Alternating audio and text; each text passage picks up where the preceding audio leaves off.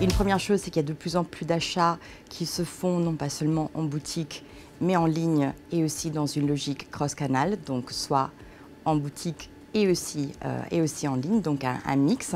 Et ce qui est intéressant, c'est que notre étude nous montre que les acheteurs de produits mode en ligne sur les 12 derniers mois sont les plus nombreux que pour d'autres catégories. Donc c'est un moment intéressant pour le cross-canal en général et en particulier pour la mode dans le cross-canal. Ce qu'on voit aussi, c'est que quelle que soit l'expérience d'achat du consommateur, 80% des consommateurs qui font un achat disent se renseigner en ligne auparavant. Donc ça, c'est un point très important qui nous démontre à quel point nous ne devons pas séparer le monde digital du monde physique. Au contraire, il s'agit vraiment de proposer des alternatives et énormément de choix à ces consommateurs qui ensuite, je pense, aiment de plus en plus une marque, une enseigne et non pas un canal. Je pense qu'il y a aussi un autre point à prendre en compte, c'est justement la cible de consommateurs qui achètent soit en ligne, soit en boutique et qui change en fonction des moments, en fonction des circonstances.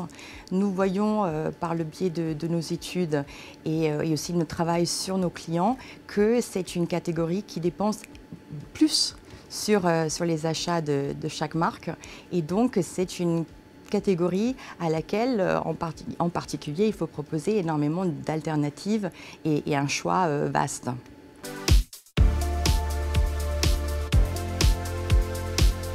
Nous, Contact Lab, on travaille dans le marketing direct digital.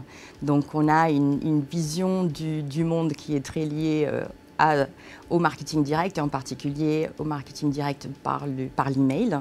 Ce que notre étude démontre, c'est que les consommateurs déclarent l'email comme canal très efficace et canal qui a une influence sur leurs achats, qu'il s'agisse d'achats effectués en ligne, donc je reçois un email, je clique sur l'email et j'effectue un achat immédiatement, ou qu'il s'agisse d'achats qu'ils ont fait en magasin, donc je reçois un email, l'email me donne envie de me rendre en magasin pour ensuite finaliser justement l'achat. Donc ça c'est un point qui pour nous est très important.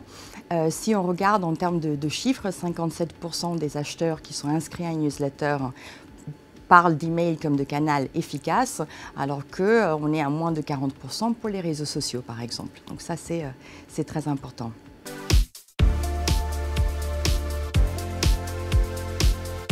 Alors nous, on se concentre de plus en plus sur ce concept, bien sûr, d'omnicanal. Je dirais que nous, on le fait, nos clients le font, bien sûr, pour leurs clients à leur tour.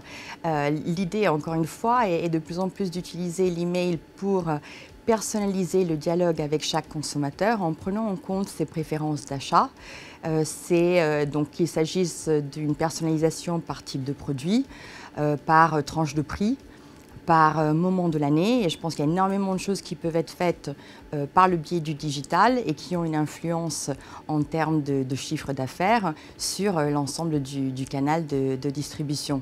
Actuellement, il est souvent difficile d'avoir cette approche omnicanal à cause de la structure même des sociétés avec lesquelles nous travaillons, et ces sociétés en sont conscientes, parce que est-ce qu'on est en train de parler de communication? Est-ce qu'on est en train de parler de merchandising? Est-ce qu'il s'agit de quelque chose qui est du ressort du commercial?